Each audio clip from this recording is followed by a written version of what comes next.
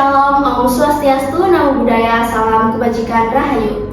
Halo teman-teman Gorgeous semua, kembali lagi bersama saya Amalia Tiara Nurjanata dalam kegiatan sharing pakar UKM Jurnalistik Gorgeous Prodi Gizi Poltekkes Kemenkes Surabaya. Kali ini saya akan menemani kalian untuk ngobrol santai namun tetap berbobot, dan topik yang mau kita bahas kali ini yakni yang sedang ramai diperbincangkan, yaitu MBG atau makan bergizi gratis serta peran ahli gizi di dalamnya. Nah, pada kesempatan kali ini kita sudah bersama dengan narasumber yang sangat luar biasa, yakni dosen sekaligus praktisi gizi, Ibu Nurul Hindaryani, SPD MGZ.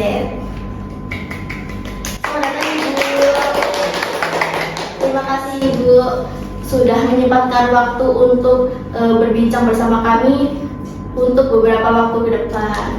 Sama-sama, saya juga terima kasih sudah diundang.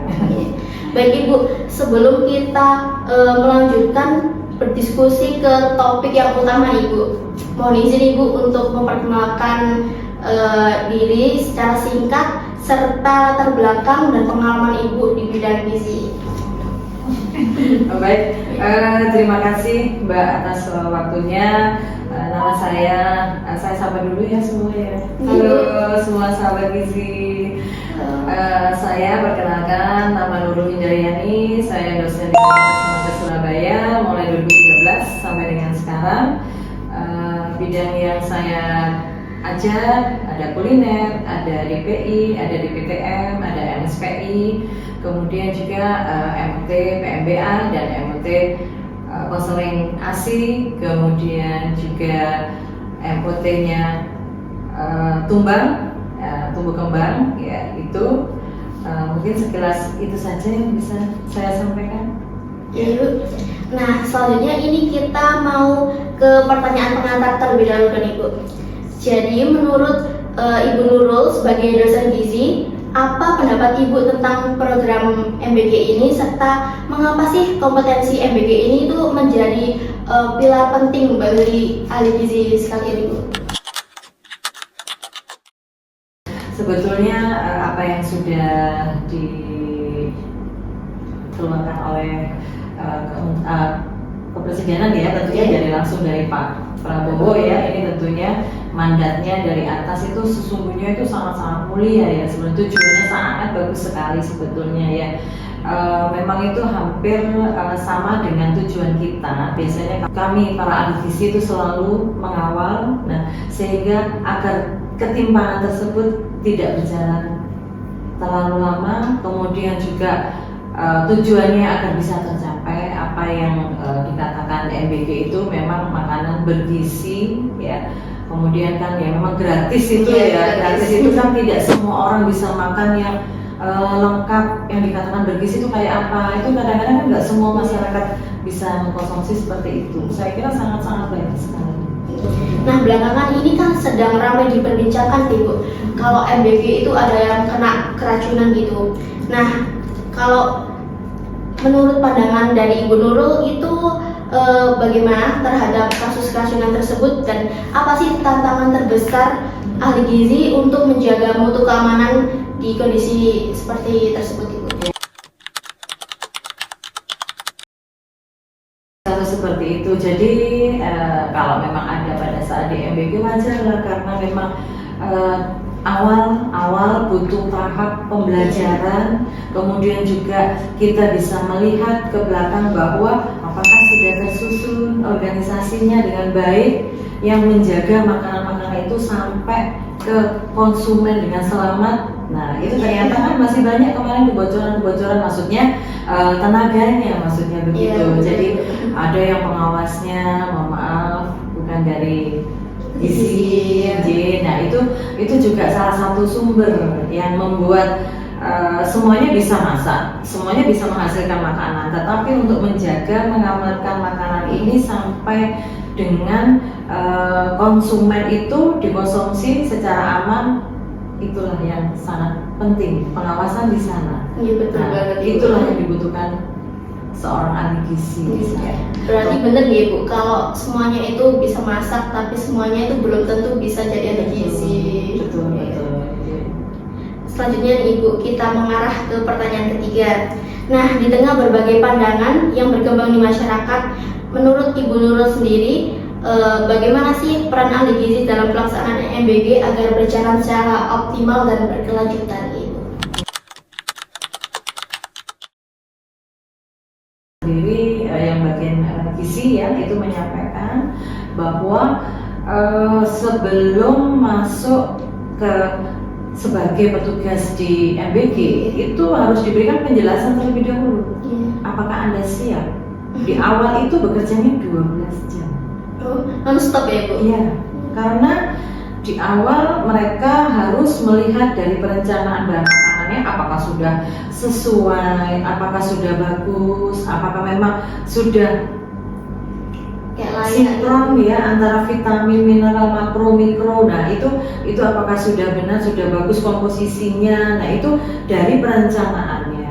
Jadi dia harus membuat perencanaan terlebih dahulu, kemudian dia paham benar apa yang dia pasang di situ sudah ada sumber-sumbernya, karbohidrat, protein, lemak, ya karbohidrat dan mineral itu juga mereka harus paham. Kemudian setelah itu mengamati bahan makanan yang datang, penerimaan dan biasanya maka bahan makanan yang basah itu datangnya memang hari itu juga. Jadi malam jam 12, kadang jam 11 begitu, kemudian langsung diolah. Proses pengolahan itu kurang lebih itu 4 jam. Jadi mulai jam 2 sampai dengan diistirahatkan. Jadi itu makanya saya bilang seorang ahli gizi harus ngawasi itu titik kritis di situ. Setelah pengolahan tidak dibiarkan saja, jadi harus didinginkan. Selama ini mungkin ada yang beranggapan juga yang tidak tahu mungkin begitu habis diolah mungkin sebentar tidak ada jangka jamnya, kemudian langsung di packing. Nah, di packing ini masih hangat-hangat, masih panas. Nah, sehingga kemudian dikirim dalam jaraknya jauh ya, kebanyakan kan jauh pada di pelosok seperti itu.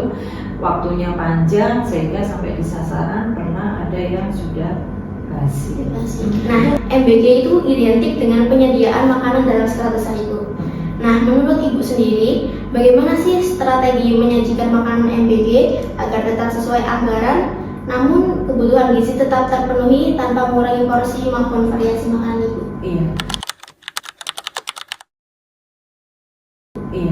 Kemarin seperti yang saya lihat juga porsi-porsi makanan ya.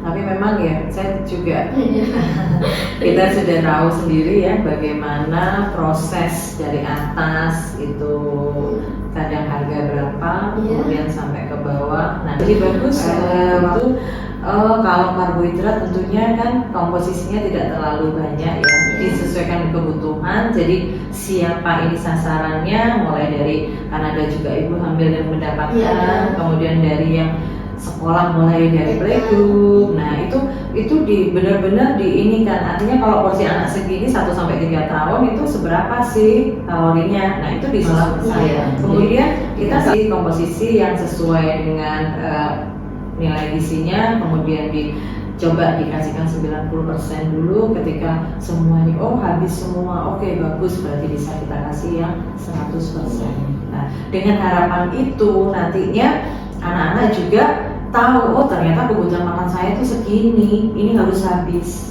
Nah, jadi kalau memang siklus menunya kan memang mintanya kan 30 hari ya, artinya setiap hari harus ganti begitu. Nah itu, tapi tetap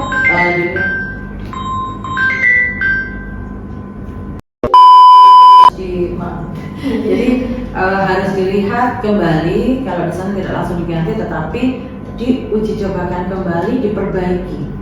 Kira-kira apa sih yang nggak menarik untuk anak-anak? Kan seperti itu. Baik Ibu, ini mungkin sebagai pertanyaan terakhir Ibu, masih banyak mahasiswa gizi itu yang merasa takut atau kurang percaya diri untuk terjun ke dunia MBG Ibu. Yang mana itu identik dengan dapur besar, apalagi banyak tim yang harus diajak untuk berkoordinasi serta memegang tanggung jawab yang cukup berat.